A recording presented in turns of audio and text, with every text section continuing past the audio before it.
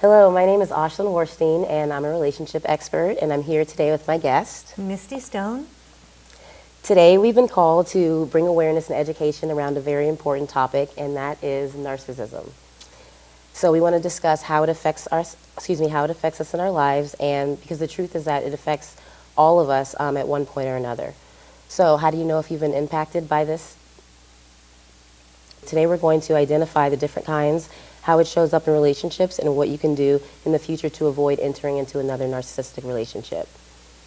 So we'll start by identifying traits.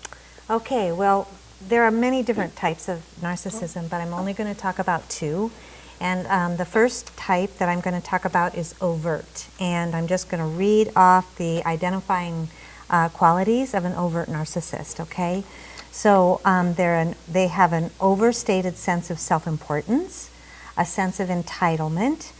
They exaggerate their talents and achievements. They need constant and excessive admiration. They believe in their own superiority. They often want to socialize with other people that have clout, that also have, in their mind, superiority. They have expectations of special favors. They have expectations of people complying with their wishes without question. They expect recognition, being superior or special, without the achievements that would call for these conclusions. They have a preoccupation with power, success, beauty, and beauty with their partner. They dominate conversations, look down or insult people they perceive as unequal or inferior. They're unable or unwilling to recognize or identify with the needs and feelings of others. They take advantage of others to get what they want, come across as arrogant, self-centered, cocky, stuck up, pretentious, and they will often show envy of others, and they believe that they must have the best of everything. So that's an overt narcissist, and it probably would be pretty easy to spot. Right. The most common type that we see, right? When people think about Yep. narcissists, they typically would think about that type of a narcissist. That's exactly right, Ash. Yeah, that's right. So, but the other type, which is really, I think, more of what we're going to focus on today, is the covert narcissist. Now, when I went to write down the qualities, there were 64 of them. Wow. I know. So with the overt, there's like, I don't know what that was, maybe 10, but, so, and I have written down quite a few. I'm just going to kind of highlight it, otherwise we could be here for quite a while. But so the covert narcissistic checklist, here it is. Passive-aggressive, criticizes and judges from the sidelines, pious and superior, is threatened by honesty and directness, swings between idealizing and devaluing themselves and their partner, denies, dismisses, or minimalizes others' feelings. This one is important. Cultivates a public image sharply different from his or her private life.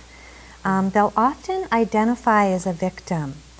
They're cynical, sarcastic, and haughty sometimes, make unreasonable demands, turn your problems into dramas for them or reasons to diminish you. They belittle and blame, exploit, attack your vulnerabilities. They're very reactive to being questioned or criticism. And so I'm just going to, I think, skip a few here because, they withholding and stonewalling. Withholding and stonewalling. That is a big strategy with the covert. Gaslighting, big strategy with the covert. They avoid introspection and lack self-awareness unless it behooves them to look like they're doing that. They deny their anger. They focus on unfairness. They're generally envious and revengeful, keeping in mind that the covert is a shy and introverted person, and sometimes they won't want these qualities to be demonstrated, but you feel an undercurrent of envious and revengeful. Prefer to remain behind the scenes. They're often antisocial. And triangulates. That's a dynamic that happens between maybe family members or coworkers. Double standards, huge. hate to lose, fixates on others, people's problems and misfortunes, displays rage and contempt in private, an exaggerated sense of entitlement, lacks empathy, does not sincerely apologize again unless it behooves them, unless it looks like, oh, this is going to get me something, I'll apologize now and non-apologize later. They avoid direct responsibility, and they are often, this is an interesting one, they'll rush to a false empathy. What do you mean by that? False empathy is I'll feign empathy. But in truth, there's a profound lack of empathy for them. Yes, so a false humility. They will often feel special through association. And this is a big one too, they'll use a lot of guilt and shame to control and punish, and they expect caretaking, very entitled. So that's half the list, or even a quarter of the list, but I think that's good. Yeah. Absolutely, thank you for that. Yeah. It's very interesting to get the information, about the covert narcissist. Yeah. Because we are so often taught about, the overt narcissist. Yeah, for So sure. thank you. So I just want to talk about really quickly what that looks like in the relationship realm, so how that shows up. Yeah. So to be on the lookout of someone who is blaming others initially when you first meet them, so someone who is talking about like maybe their past relationships, partners, and really, really like talking badly, or, like I said, placing all the blame, on one person, not really taking accountability. Also someone who tells you stories, like sad stories to make you feel bad for them, to try it, right, and gain some type of, sympathy from you. Yeah. Another thing in the relationship is, so you mentioned this, their inability to understand or meet your needs whatsoever, so in any fashion. And I say understand because, you have to be able to, you have to be open to hearing and really learning your partners, what their needs are, and a narcissistic person is not open to different perspectives in general, and so it's going to be very challenging for just communication, in general. They're very defensive, they're closed off, so them like understanding, meeting your needs, or giving in any kind of a way is pretty much non-existent, and it's not going to change, so you can't love them past that. That's true. So let's see here, and yeah, so that's pretty much how it shows up here. On the relationship piece, there's a really important part that I wanted to mention. A lot of people feel like they are in a true love, true bonding and the soul relationship and connection. They feel really strongly. I want to differentiate that, between a soul connection and a trauma bond. Sure. And so, right along the lines of narcissism, we talk about trauma bonds, trauma brain, Absolutely. things like that. And so moving into the next piece, talking about, what it looks like living with narcissism. Sure. So if you could just speak a little bit about the trauma bond and, what it looks like in terms of, you mentioned gaslighting, there are a few different just behaviors that are very prevalent in almost every narcissistic relationship that people can really start to identify with, and maybe see if they are living with a narcissist. Absolutely. Well, the description of the narcissist, one might ask, like, how could anyone ever get involved in a relationship like that if there's no empathy and no sympathy and no connection? But the thing that's so important to know about a narcissist is that there's these three phases that they tend to go through, and the first one is a love bombing phase. And in that phase, there is nobody better than a narcissist to feign empathy, sympathy, I get you, I feel you. They are quick to rush, they will rush intimacy. They will just kind of rush in upon you, and really just the word love bombing is it's a great description. And so that's how when they're moving in on their target, it's all bets are off on this love bombing phase, okay?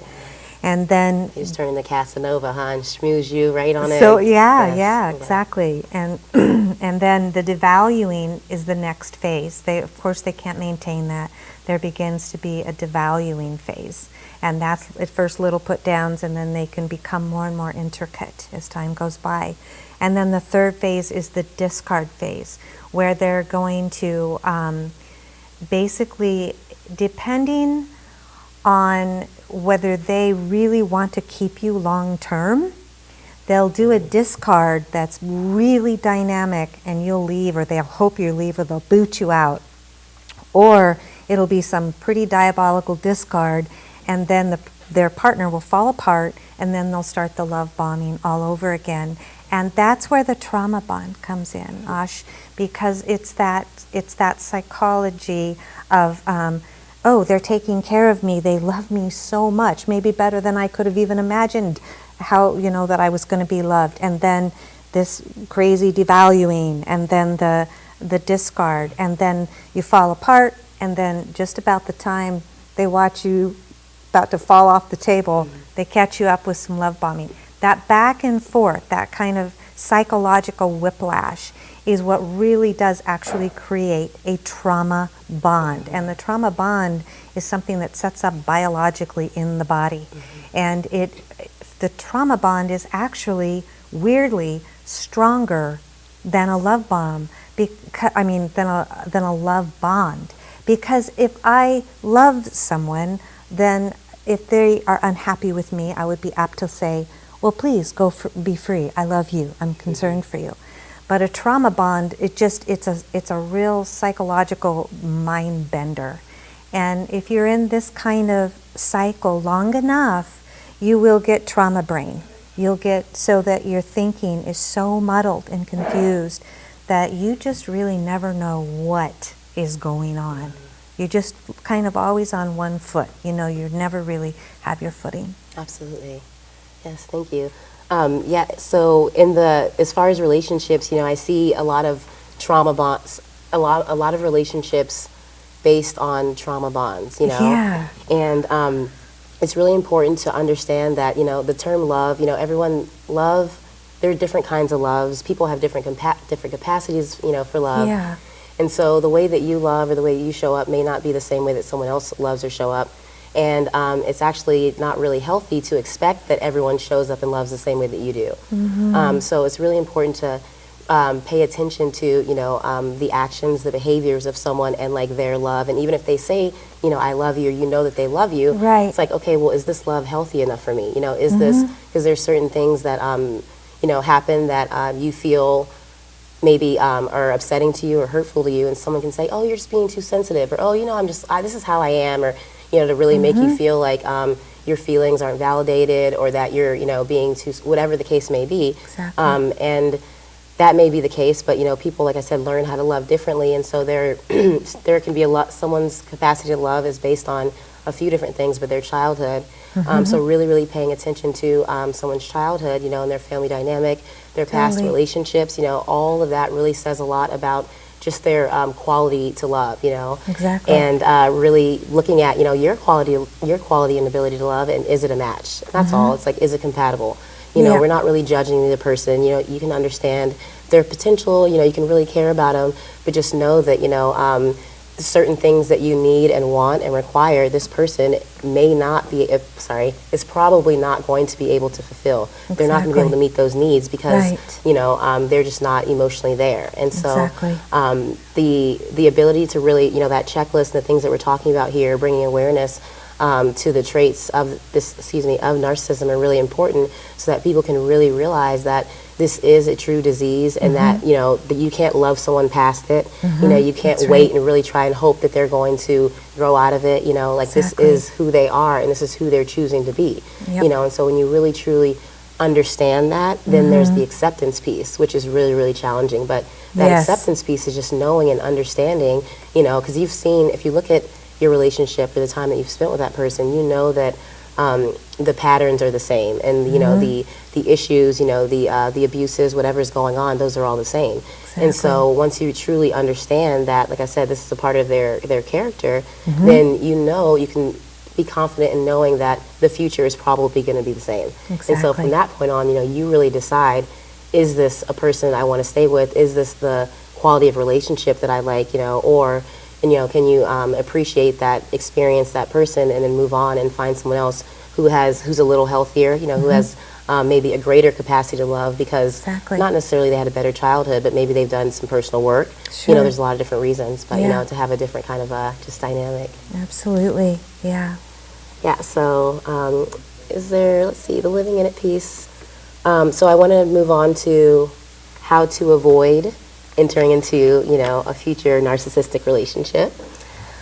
The first part starts with really understanding your own needs in a relationship, Absolutely. and so, once you understand your needs, then you can really start from a place of truth and self-love, and you really, really choose a partner based on your own health, your own happiness, your own, like I said, all of your needs, as opposed to hoping that, someone is going to not disappoint you, or hoping that it's going to work out, all these things, right? And so, for me, it's not really specific to, making sure that you don't really enter into another narcissistic relationship. It's making sure that every relationship from this point on, is in alignment with your current truths and all of your needs. Exactly. And then there's another piece that's really important.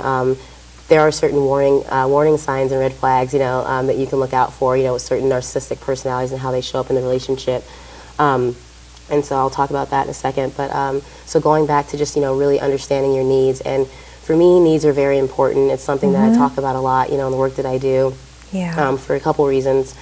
The first reason is that, all of us there's so much emphasis around love and relationships, and, it's something that everyone is constantly trying to find. And the truth is that a lot of us just really don't know what we're doing when it comes to relationships. Like we don't really have the skills or the tools to be able to maintain healthy, happy relationships, where our needs are getting met and things like that. And a lot of it is because, our needs that we show up with, or, the things that we want from a partner, are something that was modeled to us. We learned it from our primary caregivers. And also it's, society. So society has this like proverbial checklist, and it says that you should choose someone based on, X, Y, or Z. And so we are relating and attracting, partners based on the wrong kind of information for us in terms of our happiness. Sure. So really figuring out what your needs are is about, it's kind of like an unbecoming of how you've been showing up, or the way that you've been doing things, your current patterns, the way that you've been relating and loving, and just really, really figuring out, from the core, who you are, how do you love, what are your needs, what does that mean? Yeah, and so there's just like a series of different quizzes and things where you can learn your love language, emotional needs. There's something called a love bank, which is really important. The love bank talks about how, depending on the relationship that you're in, different ways to contribute to the love bank. So there's just all these great concepts these days where you really, really get to know, like I said, who you are, on a core level, and then what's required so that you can learn to manifest a partner who's emotionally available for you. Perfect. And there's different levels, and so, and I say, I always talk about like your current truths, because we change, everything changes, everything grows, and so we change and grow. And so our needs, that we had maybe 2 or 3 years ago may not be the same, right? Or even a couple of months ago. It just really, really depends. And when our needs change, circumstances change, situations change, relationships change. And so if you are always honest and checking in with yourself and making decisions based on, I say like faith instead of fear, and that's that faith piece is really, really knowing and trusting that, like I said, once you understand that you're coming from a place of your own, happiness, then you know that any and every decision that you make moving forward is going to be in alignment with your happiness. So it's going to bring you closer to your truth, closer to your happiness. And when you have that mentality, that mindset, it makes it a lot easier to continue to grow and evolve and move on, which involves letting go. And letting go is like the piece that people have such a hard time with, for different reasons. Here what we're talking about with narcissism, a lot of it is like a lot of blaming and shaming and guilt and everything because you've been taken care of. There's just the dynamic you've been in. But there's just a lot of different reasons. But So really, really looking at appreciating, the relationship or, whatever the experience was for the lessons that you learned, the time, and then understanding that, you're not falling out of love with, you're not leaving because you don't love the person. That's right. You're not leaving because you're judging them. You're not leaving because of any of those type of reasons. You're leaving because you're choosing yourself. And you're choosing yourself, you're choosing your own, happiness, you're choosing your future, you're choosing growth. Absolutely. And the truth is that in relationships, people either embrace growth or they don't. Right. And so there's one person that usually is like, oh yeah, growth. Like, I learned about this new thing, I read it, let's do it, They're really excited and they come home and the other person's like, I just want to watch, whatever, Cops. This person's like reading a little bit more and it's like, well, why are you changing? So that's where things start to happen at that point. Yeah. If you can, stick with, like I said, your own truth and knowing and understanding that it's okay to walk away because everything changes and we need to embrace that, as long as you're honest with yourself and your current truths, lots of situations and relationships and dynamics are going to change. Yeah. They just are. Yep. And so hopefully they change for the better though. Because if they don't, then you're in a relationship where you are kind of stagnant, you're actually not growing, which is kind of a form of self-abuse, and you're trying and hoping that this person is going to come up to where you are, or you're hoping that, maybe you can love them past whatever is going on. And so you're just focusing all your energy and effort on this person instead of yourself, when this person is not going to change at all, like they're incapable. Right. And so I'm really, really grateful, for this topic that we're talking about today, because for people to really understand that, like I said earlier, that if someone is a narcissist, or if there are very prevalent narcissistic traits in your relationship, that person, that dynamic is probably most likely, right? It's not going to change. No. Yeah, so there's no probably. It really is not going to change, and so it's up to you to really start to take the steps to figure out, how you want to proceed, how you want to move forward. Absolutely. In terms of really, really focusing on yourself and your healing, and your future, so that you can manifest, a healthy relationship. Yeah, amen. With all that. Is there anything that you wanted to say around the how to avoid or warning signs or anything? I think like there's a type of person obviously that attracts the narcissist, and we may not like to admit that about ourselves, but that classic understanding that the codependent, the empath, the sensitive, that type of woman, she tends to be so overgiving, and there's just some broken down self-esteem within the codependent, that they tend to be the great givers, whether they're doing it in controlling ways or manipulative ways or just blatant out and out, like just the great giving. Their heart light is on, and they're gonna fix, save, support till they're dead. That can be a very severe codependent. They're really gonna be unaware of their own needs. And the narcissist sees that, right? So that light, you're saying, so the codependent, the narcissist just kind of... Yeah, it's a really, in a way, it's a spectrum, because if you've got this really high-level narcissist over here, they're really only going to be able to magnetically attract to the high-level codependent over here. And so there's a author named, what is his name? His name is Ross Rosenberg, and he wrote The Human Magnet Syndrome. That is a fabulous book that talks about this scale I'm talking about. So the best defense about protecting yourself from being attracted to or having a narcissist attracted to you is everything that you're saying, Ash. It really is the journey of profound self-love, profound self-care. It's coming back home to yourself and realizing, hey, my needs, I can have needs, I can have wants, I can have preferences, and I get to be loved. Yes. I get to be loved, yes. And I'm doing that for myself. Yes. That is your best defense against the narcissist. Someone that has come home to themselves and landed in their true self, their true identity, they will be impervious. Mm-hmm. And so that's that's the game, the best game plan that I can suggest. Absolutely. I like what you were saying about the spectrum, you know. I don't know if you can elaborate a little more, but the spectrum, that piece is really important because in my work I see, you know, I see so many women who have a hard time really believing, you know, that it's a narcissist if it doesn't, you know, if it doesn't fit the overt, like, right. oh, you know, this is how The I checklist. am, right? And then also a way to identify that I wanted to bring up really quickly is if a narcissist is, if you know, if a potential partner, right? Say we're out on a date, a narcissist is going to do a few things, but the first thing he's going to do is he's going to try to figure out how to get to your heart as quickly as possible. Yeah. Right? And so whatever he decides is the best way, so maybe like, you know, he's going to tell you a story about a death or a story about some tragic event right away so that he attaches, you know, and he's got you. And so that's very, very true. And so from the very first, you know, interaction, that's where that manipulation starts, you know. And so that's a very, very important fact. Yeah. Yep. And to you know, to be alert to the red flags, you know, oftentimes when you're a codependent, you are always deferring to the other, you know, deferring to them, you know, what do they need, what do they want, you know, what's going to make them happy and feel good, you know, instead of kind of being, you know, like kind of in your center.